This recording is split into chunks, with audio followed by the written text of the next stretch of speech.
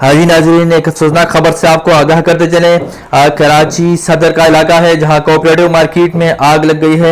आग ने कई दुकानों को अपनी लपेट में ले रखा है इस वक्त, और आज इतवार की वजह से दुकानें और मार्केटें बंद थी, जिसकी वजह से दुकानदारों को अब तक इल्म भी ना हो सका।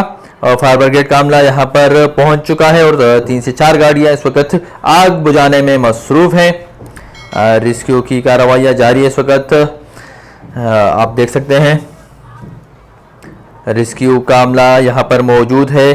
कराची का इलाका सदर कोऑपरेटिव मार्केट में आग लग चुकी है, जहाँ पर मुख्तलिफ दुकानें मौजूद हैं।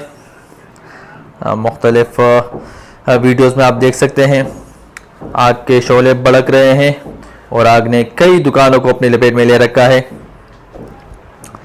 कराची का इलाका अब्दुल्ला हारून रोड कोऑपरेटिव मार्केट में आग लगने का अफसोसनाक वाक़या पेश आया है। दुकानों को नुकसान पहुंचा है और दुकानदार अब तक इस हवाले से लाइल्म है, क्योंकि आज इतवार का दिन था और मार्केटें बंद थी। फायर ब्रिगेड का अमला आग बुझाने में मसरूफ है